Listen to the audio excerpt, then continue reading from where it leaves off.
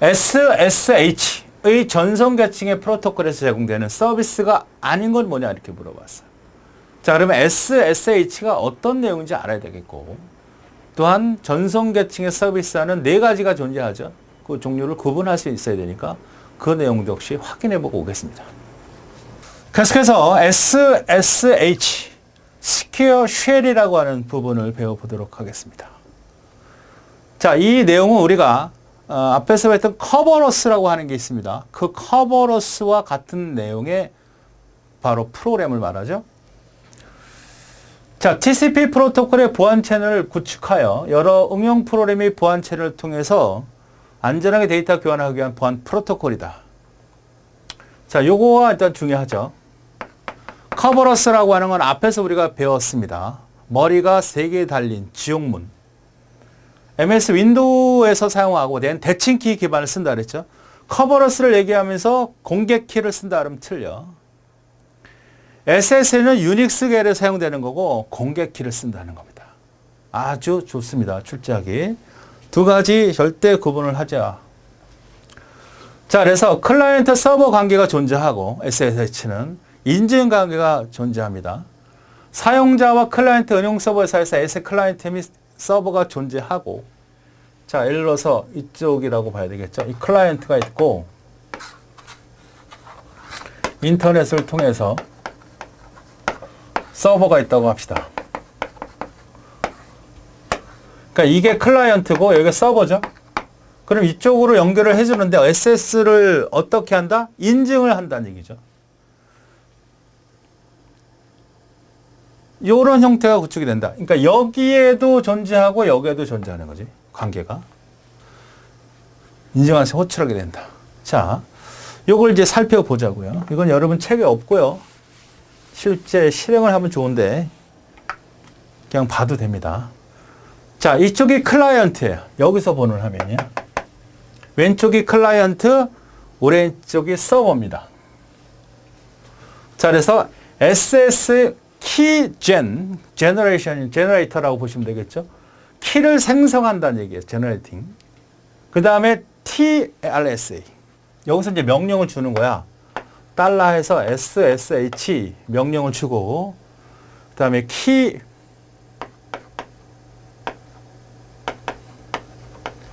그 다음에 하이폰 T를 씁니다. 이건 뭐냐면 내가 요거를 키를 생성하려고 할 때 알고리즘을 뭘로 쓰겠느냐? RSA를 씁니다. 뭐예요? 공개 키 기반의 대표적인 알고리즘이죠. 키를 2개 생성을 합니다. 공개 키와 개인 키, 나만의 키. 이렇게 명령을 주면 쭉 메시지가 떠요. 2개 공개 키와 개인 키, 프라이빗 키를, 비밀 키를 만들겠다라는 거고, 그걸 만들 때 파일로 저장할 텐데 그 저장할 때 패스워드를, 나중에 열어볼 때 패스워드를 쓸 거냐 말 거냐. 더 강화식 패스워드를 안 써도 되는데 쓰는 게 좋겠죠. 나중에 이걸 쓸 때 이 키를 다시 열어볼 때는 비밀번호가 필요하다고. 생략할 수도 있고 딱 쳐. 그리고 확인해 보면 이렇게 키가 2개가 생성이 됩니다. 하나는 비밀 키, 나만이 알고 있는 거고, 하나는 공개 키야. 생성이 됐죠? 그러고 나서 SCP, 생성이 된 걸 확인하고 나서 SCP라고 하는 복사가 있어요. 이 서버명이 예를 들어서 A라고 합시다. 그럼 A에다가 뭐를 보내요? ID, R, RSH, SA, RSA,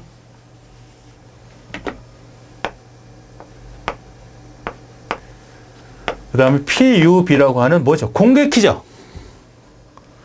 내가 생성한 키가 2개가 있잖아. 하나는 공개 키, 그 다음에 여기는 비밀 키, 혹은 개인 키라고 하는 나만이 갖고 있는 키 2개를 생성하잖아. 그래서 얘를 보내겠다는 얘기야. 이게. 보낸다고 명령을 주면 이 A라는 서버가 있어. 이 서버야. 비밀번호를 달라고 그럴 거라고, 처음에는. 비밀번호. 그러면 이 서버에 로그인 아이디에 패스워드가 있어야 될 거 아니야. 그럼 패스워드를 넣어줘. 이미 넣어줬다. 그러면 성공. OK가 떠요. 그 다음부터는 어떻게 돼?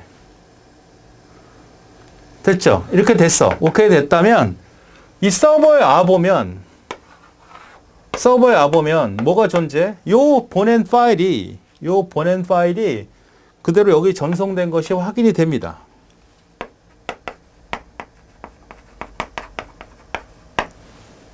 되죠? 확인이 된 거야. 그 다음부터 내가 얘를 접속을 하려면 그냥 SSH하고 A만 땅 쳐주면 그냥 접속이 되는 거야.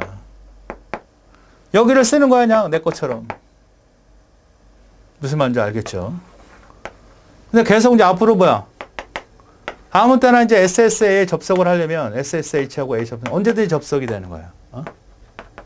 언제든지 인증 없이 저장이 되는 거죠. 이런 형태로 보안 프로그램을 작성하는 것이 SSH란 말이에요. 비밀번호 없이 로그인한다, 이제 앞으로 그 컴퓨터에 대해서. 굉장히 편하겠죠. 그러니까 내가 여기서 이것이 됐던 거는 내가 갖고 있는 비밀키와 내가 갖고 있는 비밀키하고 얘가 갖고 있는 비밀키가 서로 연동이 되어서 서로 일치된다는 거죠.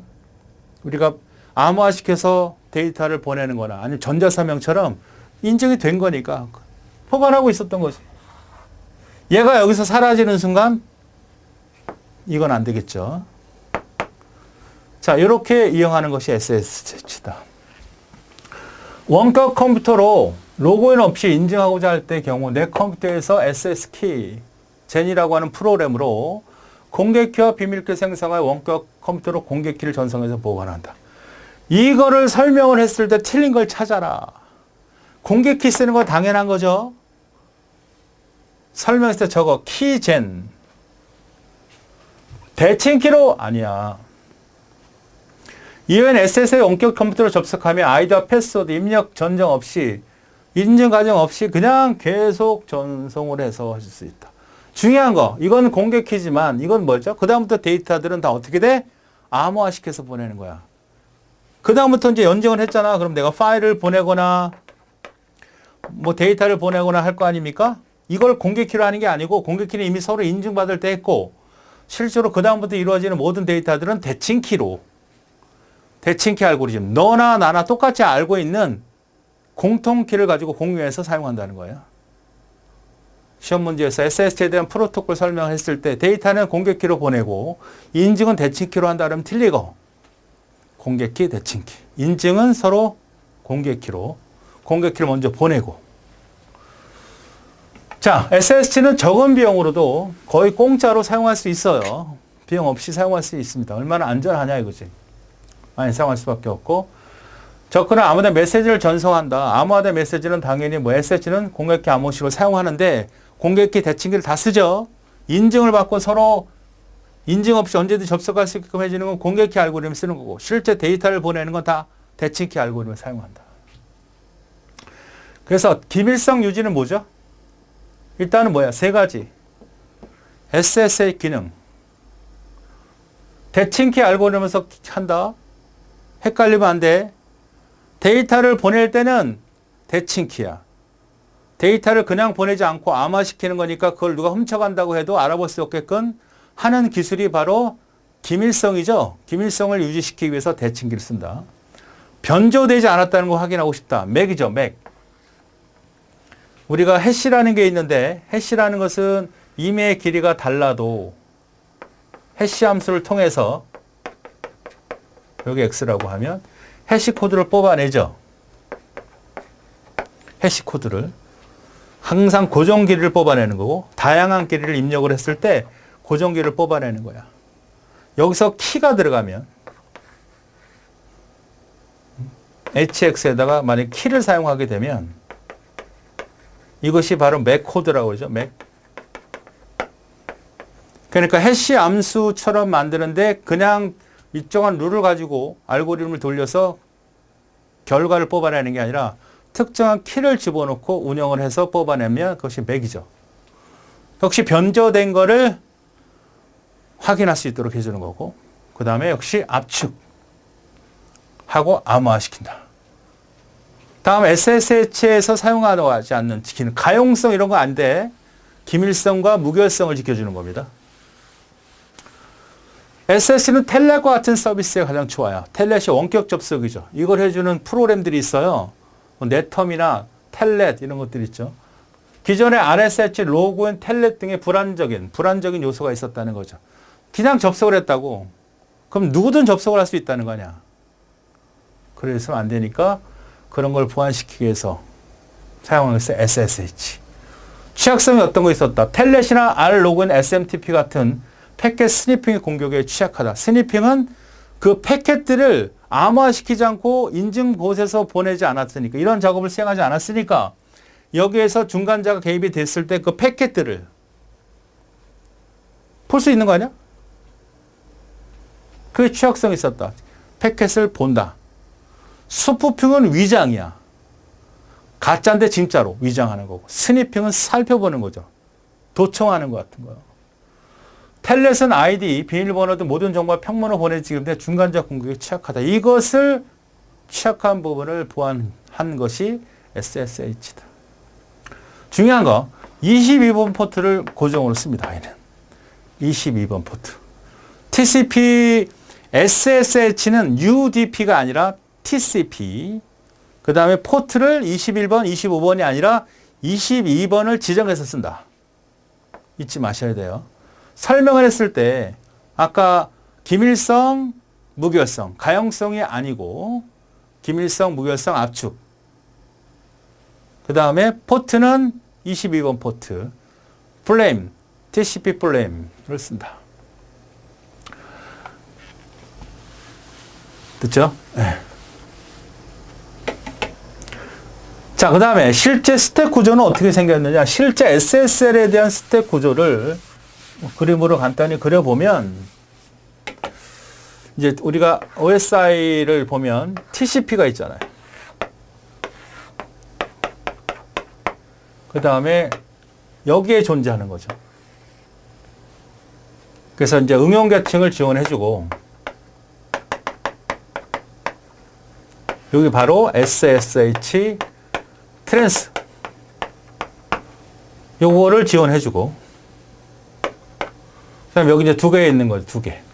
두 개가 이제 같은 레벨이니까, 여기는 SSH 인증, SSH 연결. 이렇게 구조가 되어 있습니다. 요 네 개의 구조를 물어본다. 그러니까 데이터가 들어왔을 때 응용 계층 처리하고, 그 다음에 인증과 연결 작업을 해주고, 그 다음에 TCP 계층을 사용할 수 있도록 연결해주는 요 네 개의 구조가 바로 스택 구조라고 그래. 스택 형태로 운영하기 때문에. 인증, 요거. 연결 여기. 얘가 이제 같은 레벨이고, 전송은 요 TCP에 가까운 레벨이고, 응용 계층은 응용 계층에 해당되는 거죠. 사용자 인증을 제공하고 연결해 주는 거고, 논리. 인증, 기밀성, 무결성, 압축 등을 제공하는 것이고, 그 다음에 텔넷, R로그인, SMTP 같은, 우리가 커버로스와 여러분이 잘 비교해 주면 됩니다. 그 비교하는 자체는 일단은 얘는 유닉스 계열이고 커버로스는 윈도우즈 계열이죠. 그러니까 네 개가 아닌 걸 찾아라. 그리고 설명을 했을 때 이거야 뭐 인증이니까 당연한 거고, 다중화시키는 건 당연히 커넥션이고, 응용 프로그램은 이거고, 그 다음에 인증, 기밀성, 무결성, 압축을 제공해 주는 건 뭐냐? 트랜스포트 레이어. 얘가 실제로 그것을 통합적으로 지원해 주는 것이다. 네, 충분히 이해할 수 있죠. 자, 그러면 서비스가 아닌 건 서버 인증 개념이 있고, 무결성 개념이 있고, 기밀성이 있죠. 다중화 개념이라고 하는 논리 채널, 여러 가지 형태의 프로그램에 대한 채널을 해서 여러 개 다중화시키는 그런 개념은 서비스라는 게 아니다. 답은 네 번째.